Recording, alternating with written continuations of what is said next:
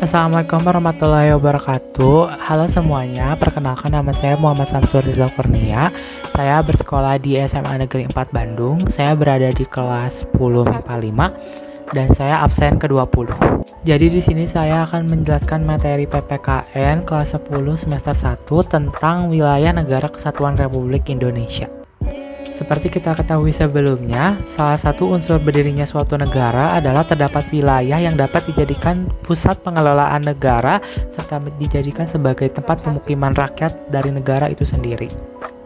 Nah, wilayah Indonesia sendiri mencakup wilayah lautan, daratan, serta wilayah udara yang merupakan gabungan dari wilayah lautan dan daratan.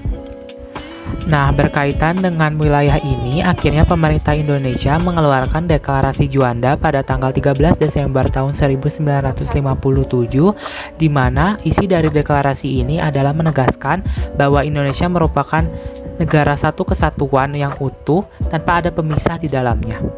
Maksud dan tujuan dari deklarasi ini adalah untuk menegaskan bahwa laut bukanlah pemisah dari negara Indonesia, melainkan laut adalah pemersatu dari wilayah-wilayah daratan yang ada di Indonesia.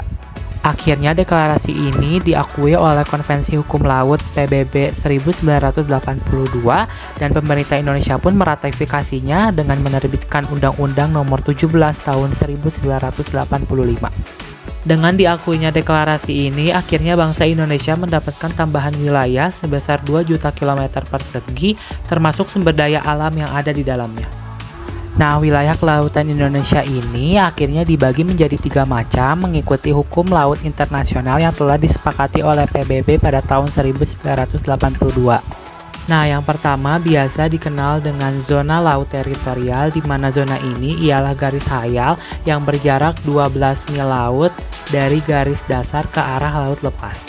Nah, garis dasar ini ialah garis hayal yang menghubungkan titik-titik dari ujung-ujung pulau terluar. Yang kedua adalah zona landas kontinen, di mana zona ini adalah garis laut dan merupakan lanjutan dari kontinen atau benua yang kedalamannya kurang dari 150 meter. Nah, Indonesia sendiri terletak pada 2 landasan kontinen, yaitu landasan kontinen Asia dan landasan kontinen Australia. Nah, yang terakhir adalah zona ekonomi eksklusif, di mana zona ini adalah jalur laut selebar 200 mil laut ke arah laut terbuka diukur dari garis dasar. Di zona ini, Indonesia mendapat kesempatan pertama untuk memanfaatkan sumber daya laut. Setelah menjelaskan macam-macam zona wilayah laut Indonesia, sekarang saya akan menjelaskan tentang wilayah udara Indonesia dan wilayah ekstrateritorial Indonesia. Seperti yang saya jelaskan pada awal video, bahwa wilayah udara merupakan ruang yang berada di atas wilayah daratan dan lautan. Berdasarkan Konvensi Chicago pada tahun 1944 mengenai penerbangan sipil internasional, dijelaskan bahwa setiap negara memiliki kedaulatan yang utuh dan eksklusif terhadap ruang udara yang berada di atas wilayahnya. Selain wilayah udara, darat, dan laut, Indonesia juga mempunyai satu jenis wilayah lain yang dinamakan wilayah ekstrateritorial.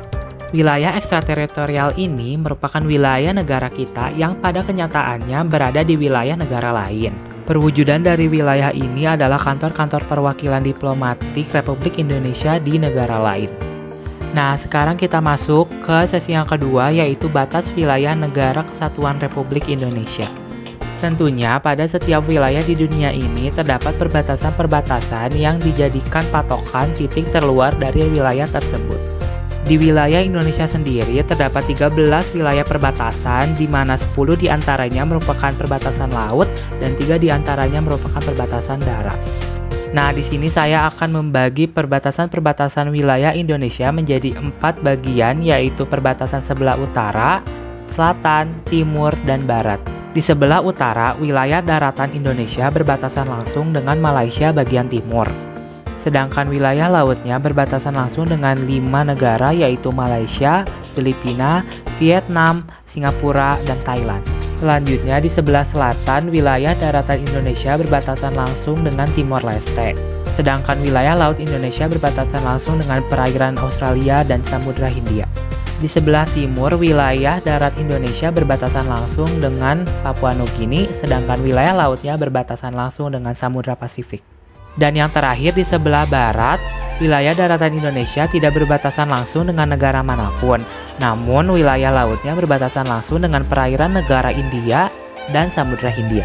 Mungkin itu dulu dari saya, mohon maaf apabila ada kata atau kalimat yang kurang dipahami, namun saya berharap teman-teman semuanya dapat memahami penjelasan yang telah saya paparkan sedari tadi.